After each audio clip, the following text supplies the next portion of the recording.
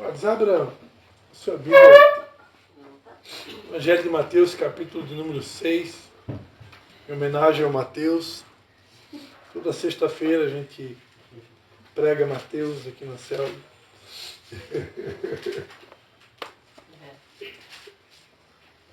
Do pastor Amaceia muito assim, se prepara que depois vem umas lambadas. Misericórdia. Tô brincando. Mas é uma curiosidade bíblica, né? Não sei se vocês já prestaram atenção às cartas de Paulo, né? A maioria começa com elogio.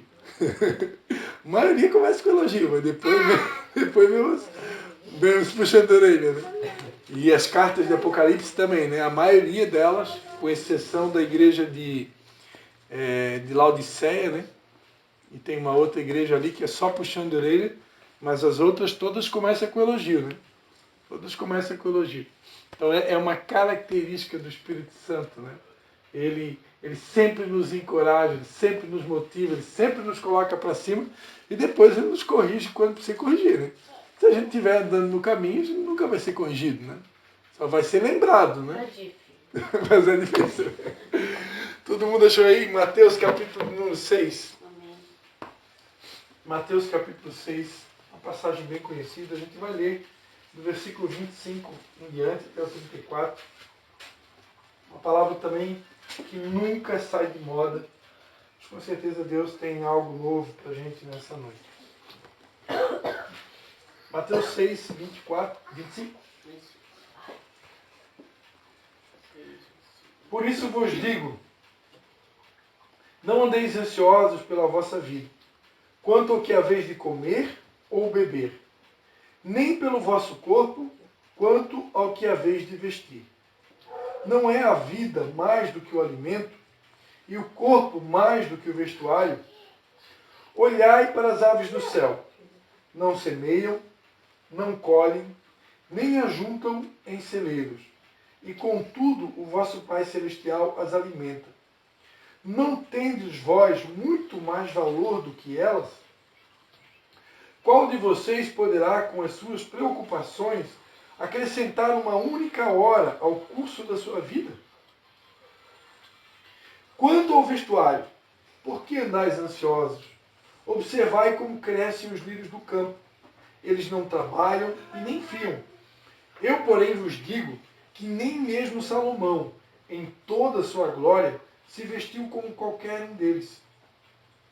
E se Deus assim veste a erva do campo, que hoje existe e amanhã é lançada no forno, não vestirá muito mais a vós, homens de pequena fé? Portanto, não andeis ansiosos, dizendo, que comeremos, que beberemos, ou com que nos vestiremos? Pois os gentios procuram todas estas coisas. De certo que vosso Pai Celestial bem sabe que necessitais de todas elas. Mas buscai primeiro o seu reino e a sua justiça, e todas estas coisas vos serão acrescentadas. Portanto, não andeis ansiosos pelo dia de amanhã, pois o amanhã se preocupará consigo mesmo. Basta a cada dia o seu próprio mal. Amém? Pai, em nome de Jesus, Senhor, mais uma vez eu quero te dar graças, Pai, pela oportunidade que o Senhor nos dá de compartilhar a Tua palavra. Mais uma vez eu quero te pedir, Pai, quero pedir que o Teu Espírito Santo mais uma vez possa controlar o meu falar, o meu pensar, o meu agir, o meu sentir, que nenhuma palavra que saia da minha boca, ó Deus, seja algo que parta de mim, do Christian, Pai, mas que seja algo que venha literalmente do céu, que seja o Teu Espírito Santo a controlar os meus lábios, conforme está escrito na promessa que há na Tua palavra, Pai. Que o Senhor mesmo que colocaria as palavras nos nossos lábios. Que assim seja, Pai, para a honra e glória do nome do Senhor Jesus. Amém. Amados, eu queria... Quando Deus me deu essa palavra, Deus vem falando, nesses últimos dias ele vem falando sobre ansiedade, né? E ansiedade é um tema que nunca vai sair de moda, porque à medida que a gente vai se aproximando, né, daquilo que as pessoas chamam de fim dos tempos, né, e nós entendemos esse fim dos tempos como sendo o arrebatamento da igreja, ou a volta de Jesus, né? Para nós o fim é a volta de Jesus, né? O fim desse tempo de angústia, esse tempo de tristeza, esse tempo de dor, esse tempo onde nós somos bombardeados todos os dias, né? Pela mídia, por vozes de todos os lados, vozes de desesperança, né? Hoje eu aconselhava uma pessoa, hoje à tarde, eu dizia para aquela pessoa, cuide com as amizades, né? Cuide com quem você anda, cuide com quem você ouve. Tem pessoas que são extremamente negativas, elas só pensam em derrota, não, o mundo vai piorar, está tudo piorando, né? Vai aumentar o preço da gasolina, vai aumentar o preço da comida, só vai piorar. Né? O mundo tem esse discurso, tem pessoas que elas estão tão contaminadas por esse sistema que se chama mundo, que elas têm um discurso de terrorismo, é um desânimo total. E se nós, cristãos, não estivermos vacinados, né, pela palavra de Deus, nós podemos daqui a pouco ser atingidos por esses dardos, por essas setas. Né? E nós sabemos perfeitamente que nós, cristãos, nós não estamos sujeitos a nada desse mundo deveria nos abalar. Porque nós pertencemos a um reino que não é dessa terra, é um reino celestial, é um reino dos céus. Né? Nós estamos nessa terra, nós pertencemos a um reino dos céus. Né? E nesse reino dos céus, na qual nós pertencemos, nesse reino não tem falta de comida, não vai ter falta de comida, ninguém aqui vai ter problema com falta de roupa, ninguém aqui vai sofrer nenhum tipo de necessidade, ao menos que você queira se desviar do caminho, ao menos que você queira fugir desse reino, né? Ao menos que você não queira pertencer a esse reino. Esse reino é um lugar, esse reino é um lugar de cura, é um lugar de restauração, é um lugar de paz, é um lugar de provisão, e Jesus foi além, Jesus disse que é um lugar de abundância. Né? Eu falava para essa pessoa que eu aconselhava hoje à tarde, você tem duas opções, acreditar num Deus pequenininho, ou acreditar num Deus grandão. Né? O trabalho é o mesmo. Ou eu acredito num Deus pequenininho, né, que vai realizar um pedacinho dos meus sonhos, que vai me dar uma vidinha boa, me ajudar a pagar minhas contas, né? Ou eu acredito num Deus que tem poder de mudar a minha história e de tal maneira que eu não venha só pagar as minhas contas, porque isso daí, uma pessoa que só paga a conta, ela está no estágio de sobrevivência. E o que Deus tem para nós não é sobrevivência.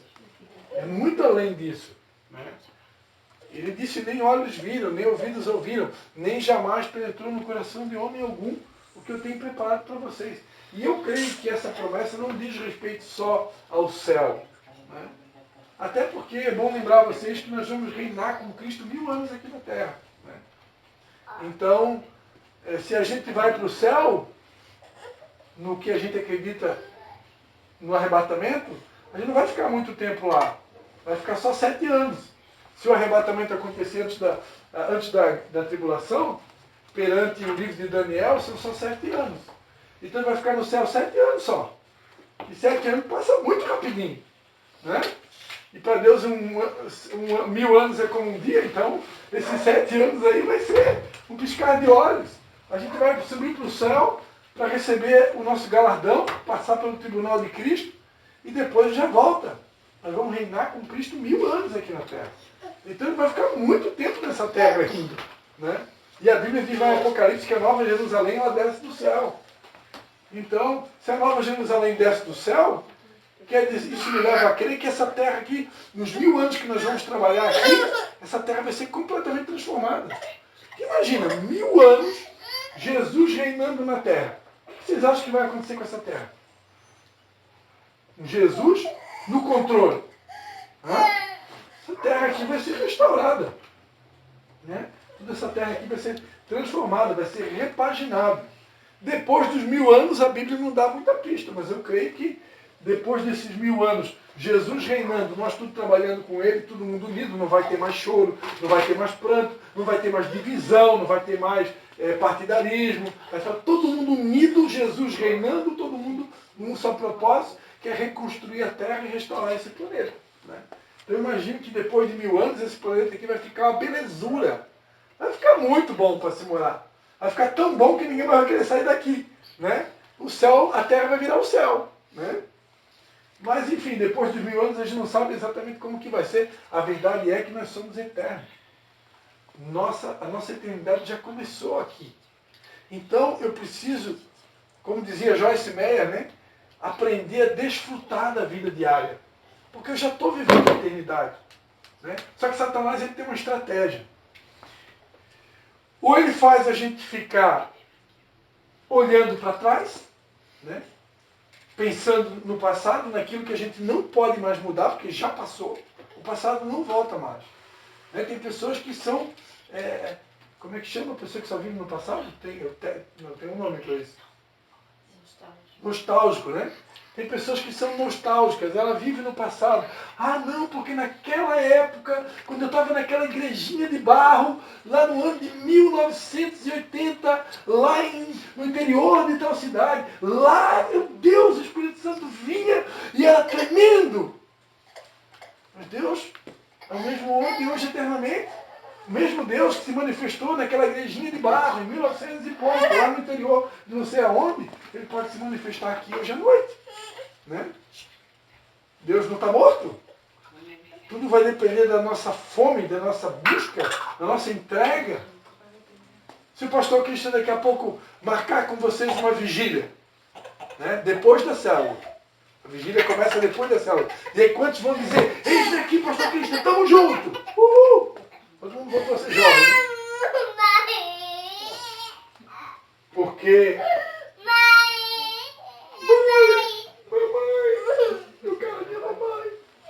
Quando eu e minha esposa era líder de jovem, né?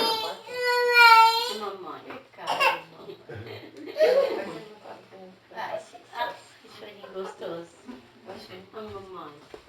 Quando nós éramos líderes de jovem não tem esse negócio. Jovem, se precisar virar à noite, vira à noite.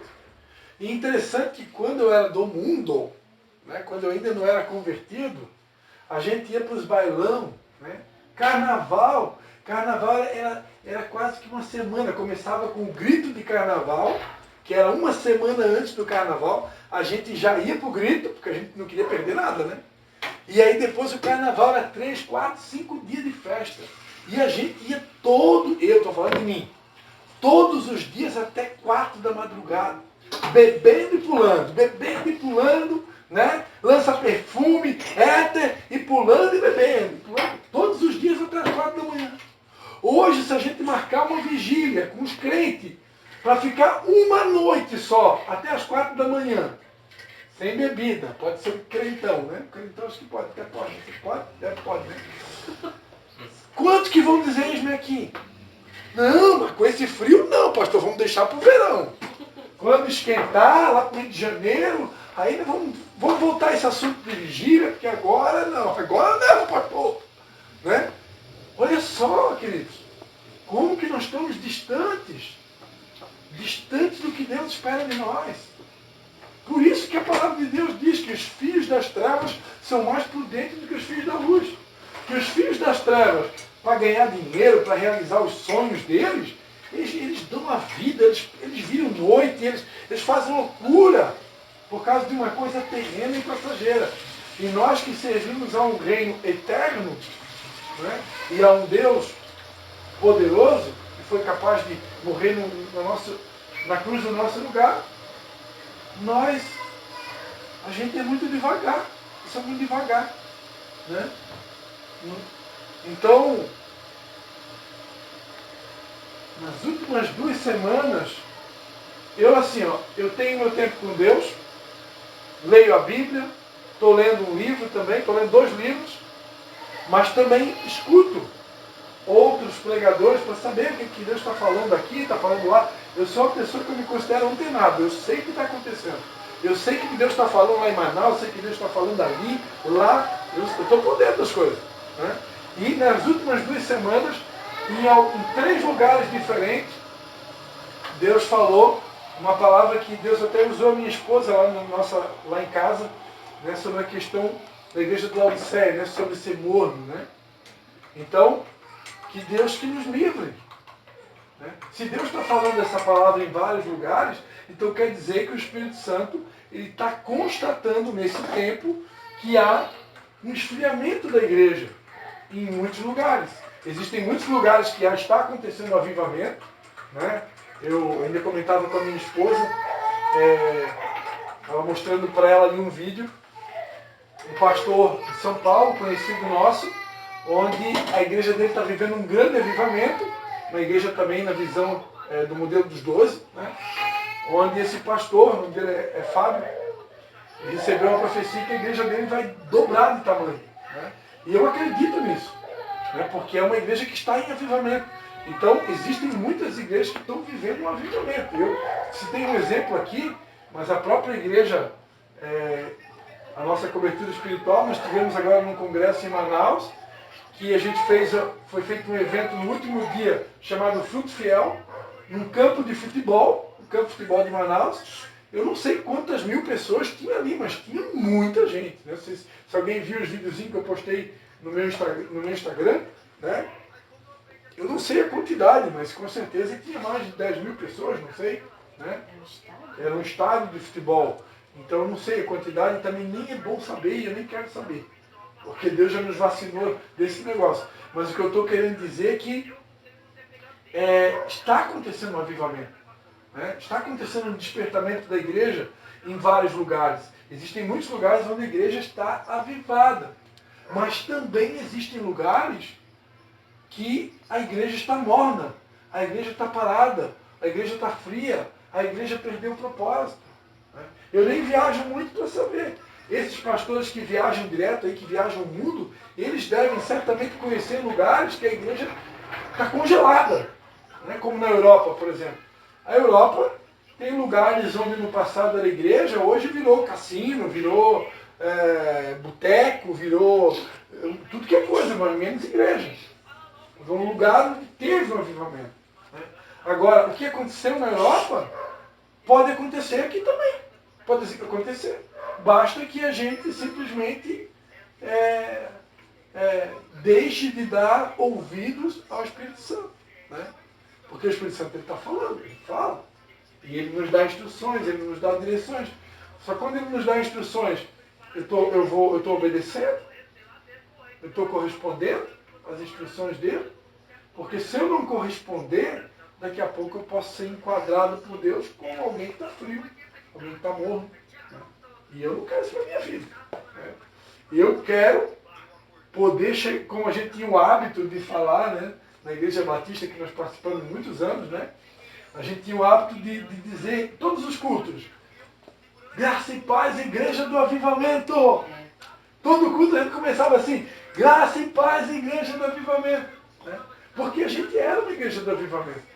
Igreja Batista aqui em São João, uma cidade pequena, São João Batista, chegamos a ter mais de 1000 pessoas em células. Né? Se for contar, na época a gente tinha São João Batista, Nova Trento, Canelinha, Pastor Ronaldo lá em Ilhota, Pastor Maclodes em Brusque, Pastor Regis em São José. Né? Se fosse tudo ligado a uma igreja só. Se fosse contar todas as células de todos os lugares, passava de 1000 pessoas frouxo. Talvez umas 1500 pessoas. Então a gente falava de peito aberto mesmo. Graça e paz, Igreja do Avivamento. Porque a gente era a Igreja do Avivamento. Mas hoje, será que hoje eu posso chegar e dizer: graça e paz, Igreja do Avivamento? Quantidade, amados. Quantidade não deveria ser um termômetro para medir espiritualidade. Né? Eu sei testemunhos de igrejas extremamente pequenas, né? Um pequeno rebanho, né? Onde são igrejas avivadas, são pessoas que realmente nasceram de novo. Né? Eu escutei um depoimento uma vez do pastor o apóstolo chamado Glaucio Coraiola, que ele foi convidado para pregar em São Paulo, num evento grande, em São Paulo, e milhares de pessoas e todo mundo esperando o horário que o apóstolo Glaucio Coraiola ia pregar. E o ginásio lotado, um ambiente fechado, com muita gente.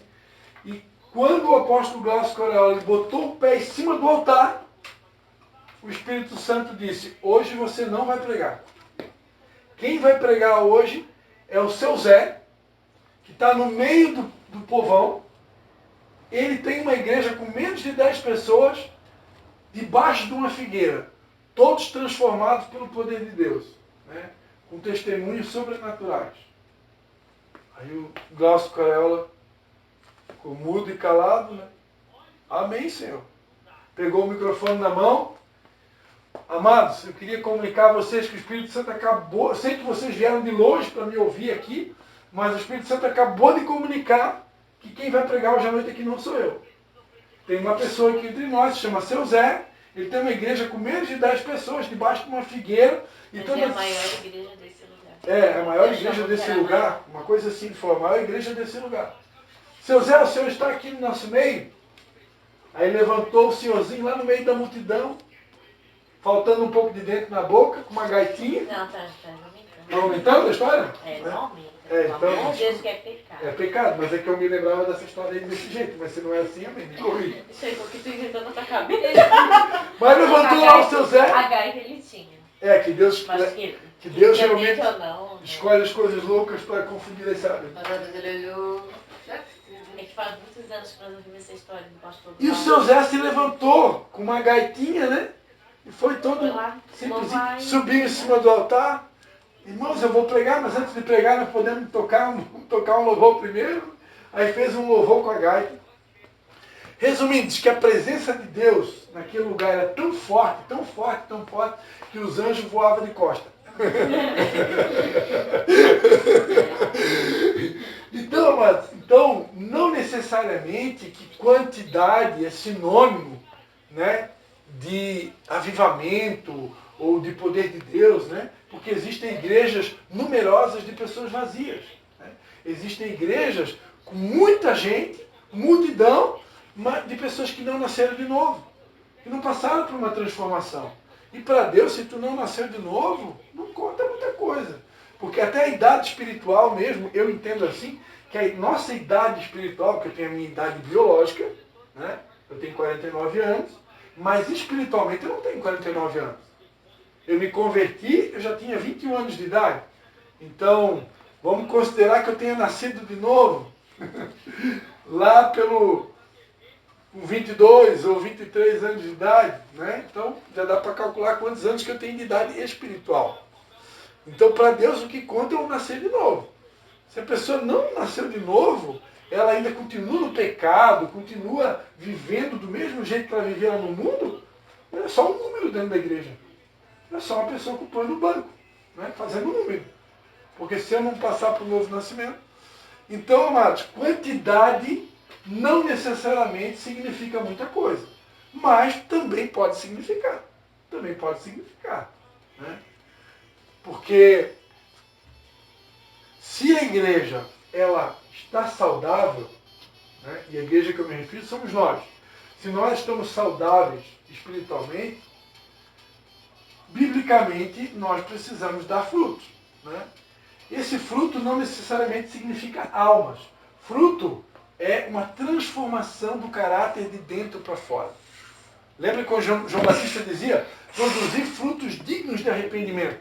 Então o fruto é uma mudança de caráter, de dentro para fora.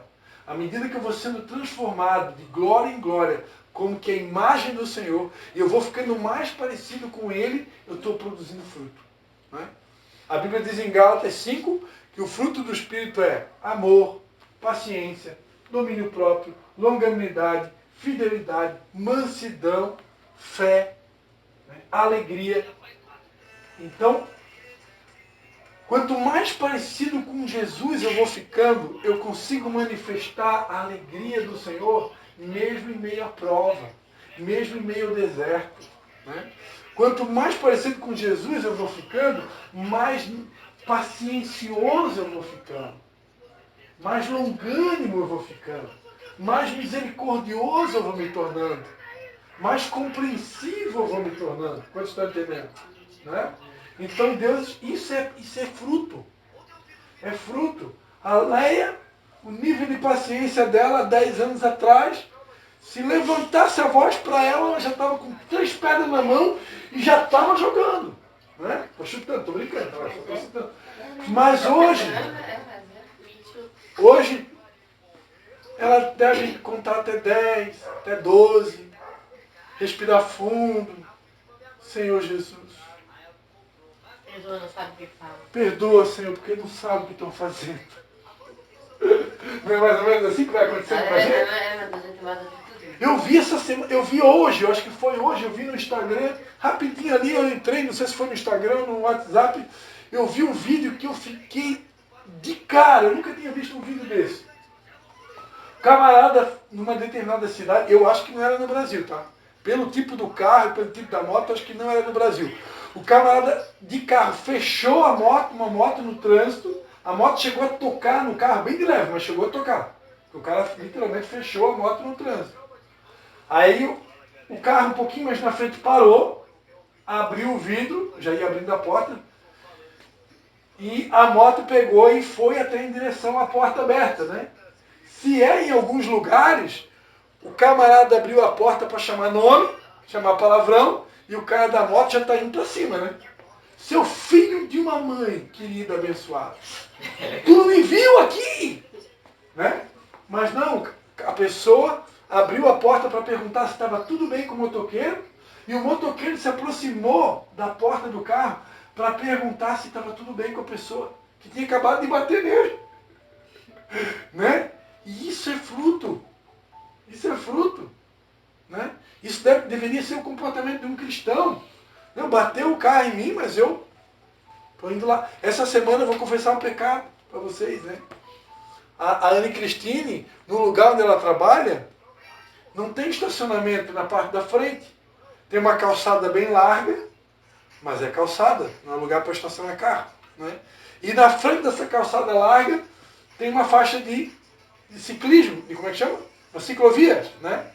E às vezes quando a gente está na pressa, ou está chovendo, você deixa o pisca-alerta tá ligado ali, na beiradinha da calçada, e abre a porta para ela sair e entrar. Só que outro dia eu fiz isso, a gente costuma fazer, é tudo muito rápido, né? Só que outro dia eu não percebi que tinha um ciclista vindo. Aquela avenida é uma avenida que não tem muito movimento, assim, pelo menos dependendo do horário, né? E eu não percebi que tinha vindo um ciclista na ciclovia.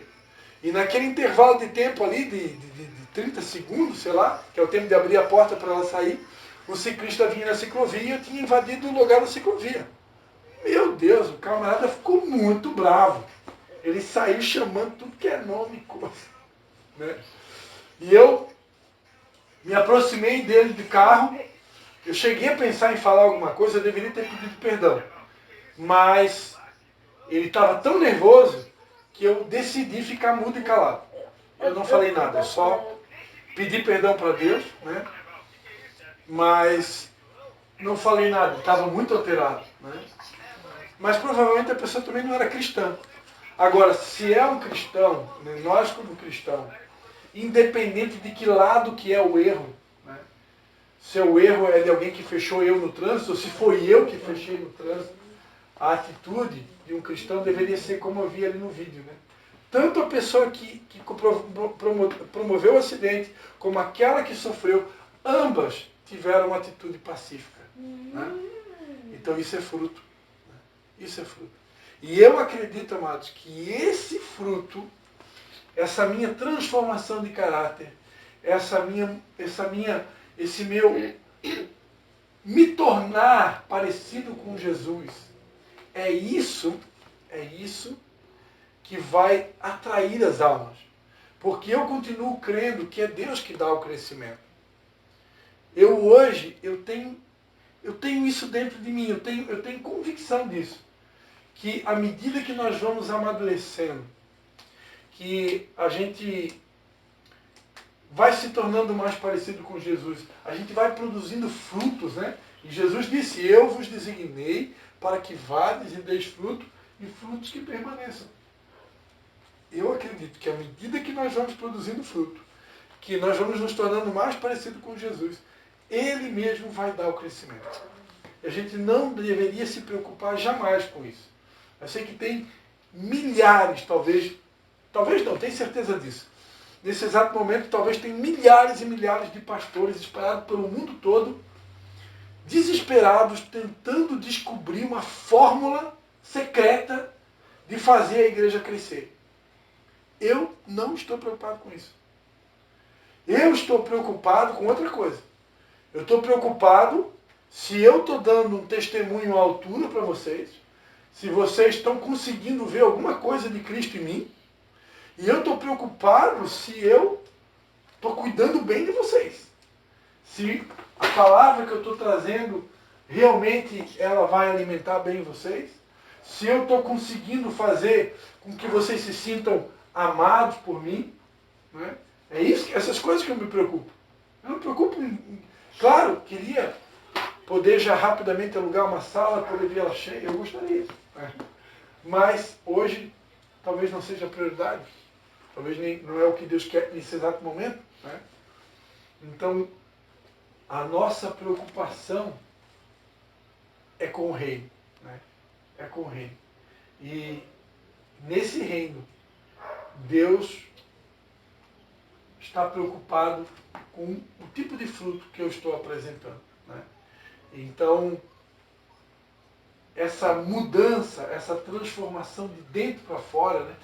Porque durante muito tempo a igreja de Jesus ela ficou muito preocupada com o exterior. Né? Existem igrejas que vocês conhecem muito melhor que eu, né? Que você tem até que usar um tipo de vestimenta, porque senão você nem é considerado crente. Né? Então já tem todo um perfil, né? A roupa tem que ser assim, assim, assim, assim. Né? Não que roupa não seja importante, eu acredito que roupa é importante sim. Né? Poder, dentro das nossas condições econômicas, poder se vestir, principalmente de uma forma que não vai escandalizar. Né? Eu acho horrível. Né? Eu acho horrível quando eu vejo uma mulher, por exemplo, com uma roupa toda decotada, né? Aparecendo os seios de fora. Né? Isso, para uma pessoa que é considerada cristã, ela deveria, no mínimo, perguntar se o Espírito Santo está de acordo com isso. Né? Porque uma mulher, ela não pode... Se a gente, talvez alguém aqui não saiba, né, que os homens são atraídos pelo que veio, e se uma mulher já sabe disso, que os homens são atraídos pelos olhos, então a mulher tem que cuidar, tipo assim, para não estimular, né, o marido dos outros a ficar olhando para ela, principalmente se ela é casada. Né? E tem mulher que parece que gosta de fazer isso. Né? Aqui entre nós eu tenho certeza que isso não acontece. Né? Mas eu sei que tem muitos lugares que acontece. Né? Tem mulher que parece que bota a roupa não que é para provocar os outros.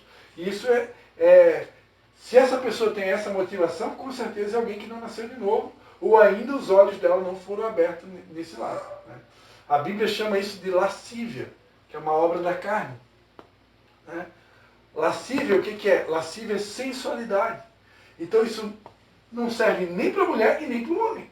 Homem também. Tem homem que coloca a roupa toda coladinha, né? Toda apertadinha, aí ele vai para a academia, né? Eu preguei lá em Tijucas há uns dias atrás sobre o narcisismo, né? O narcisismo é aquelas pessoas que elas ficam idolatrando o próprio corpo, né? Ela fica, faz do corpo dela um ídolo. Então o narcisista, ele vai para a academia, quer ficar todo maiado, todo marombado, né? Aí bota uma camisa bem coladinha, uma regata curtinha, e sem falar naqueles que andam sem camisa na rua, né? Tem um monte que anda sem camisa na rua, para exibir os músculos, né? Para alguém que não conhece a palavra de Deus, até tudo bem. Agora, para um cristão, andar sem camisa na rua, exibindo músculo, pelo amor de Deus, né? Eu acho que não combina. Né? Com exceção da praia, né? Porque se a pessoa está na praia, né? Eu também acho que não combina uma pessoa ir para a praia com roupa, né? A praia tem roupas apropriadas para a praia. Se eu estou numa praia, eu não vou botar uma calça comprida, calça jeans, como eu já vi cristão com calça jeans e camisa comprida tomando banho no mar. Sinceramente, né? Não combina. Bota uma bermuda, bota uma camiseta, mas bota uma roupa própria para o mar. Né? Então tem roupa apropriada para cada ambiente. E a gente tem que discernir o ambiente que eu estou e usar a roupa apropriada para cada ambiente, dentro das minhas condições econômicas. Né? Porque eu não preciso me vestir fazer dívida para poder ter uma roupa que eu não posso pagar por ela. Agora, vestimenta e indumentárias à parte, a maior transformação que Deus quer de nós é de dentro para fora. Tem até uma música da Júlia Vitória, né, que explodiu a música, né? De dentro para fora, vem queimar em mim, de dentro para fora. Né? É de dentro para fora. É uma mudança interior. Né? E essa mudança, ela tem que ser real. Eu posso enganar todo mundo aqui, ó. Posso enganar todos vocês. Posso vir aqui, fingir outro Cristo que vocês não conhecem, né? Mas a patroinha aqui, ó, que está me vendo todo dia lá dentro de casa, será que esse Cristo que está aqui agora é o mesmo que está lá dentro de casa? Né? Então, eu não consigo enganar ela, a minha esposa. Agora, Deus então, jamais. Porque ainda assim a minha esposa, ainda ela também consigo enganar. Se eu quiser omitir alguma informação dela, se eu quiser ocultar alguma coisa. Agora, Deus, o que a Bíblia diz no Salmo 139? Para onde me irei do teu espírito? Né? Se eu vou ler aqui que eu vou encerrar a pregação com esse texto. Vamos abrir aí, Salmo 139. Vamos lá. Vamos encerrar com essa palavra aqui. Salmo 139.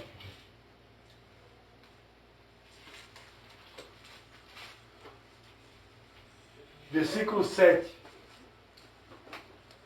Salmo 139, versículo 7. Para onde me irei do teu espírito? Para onde fugirei da tua face? Se subir ao céu, tu aí estás.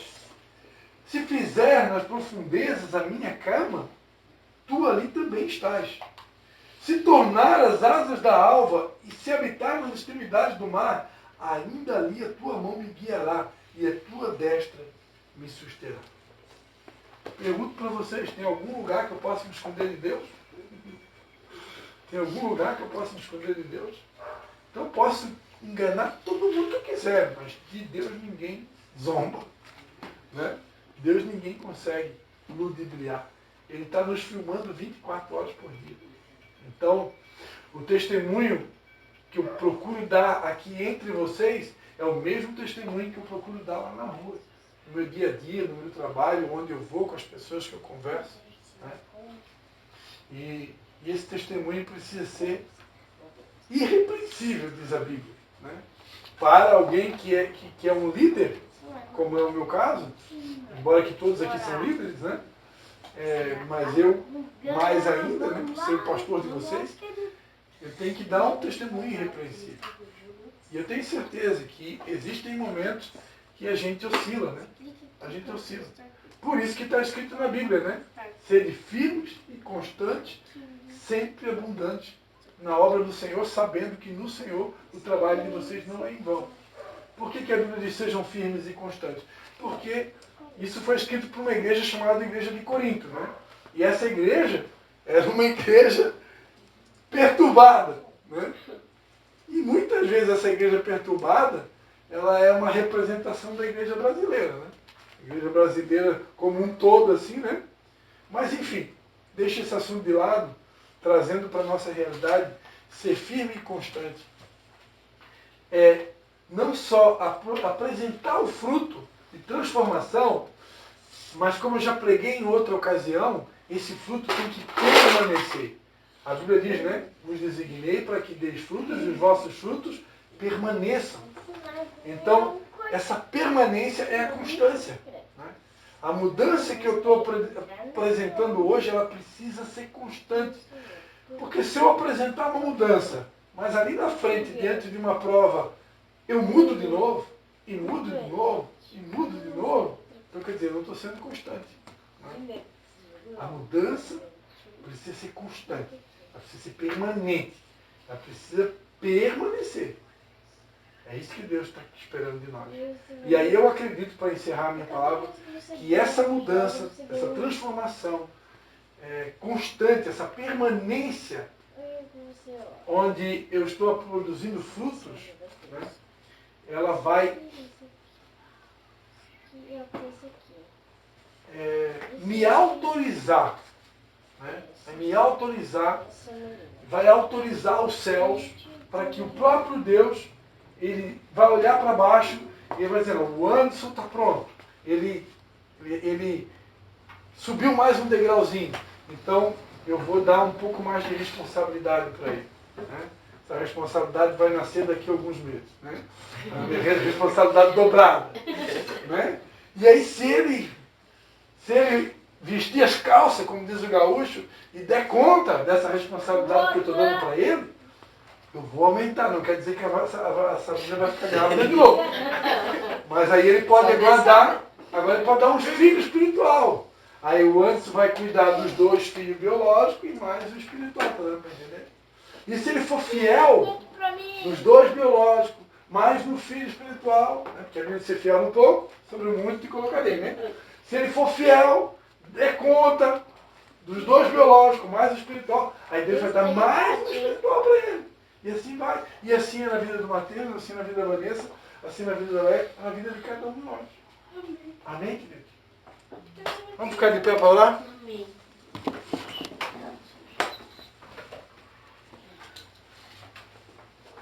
Leinha, ora para nós então, Leinha. Agradecendo a Deus por essa palavra.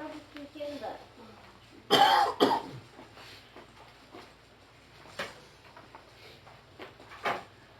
esposa hoje falou um pouquinho, a voz da sabedoria.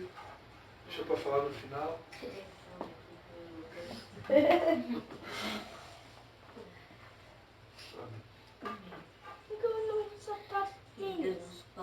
Agora você vai lá. Agora você sai. E você ganhou um sapato. Deus, a cada dia nossas vidas, muito obrigada, Pai. Porque sem Ti, Jesus, nós não somos nada, nós somos totalmente dependentes de Ti, Senhor Deus. Pai, como diz a Tua palavra, sonda o nosso coração a cada dia, Pai. Se há alguma coisa, Senhor Deus, ruim dentro de nós, tira, Senhor Deus, que nós possamos ter só a Tua presença, Senhor Jesus. Só o Teu amor, só o Teu carinho, só o Teu abraço, Pai. Sonda o nosso coração a cada dia, Pai. Queremos Te agradecer, Pai, porque até aqui Tu tem nos sustentado, Tu tem nos dado graça, Tu tem nos dado sabedoria.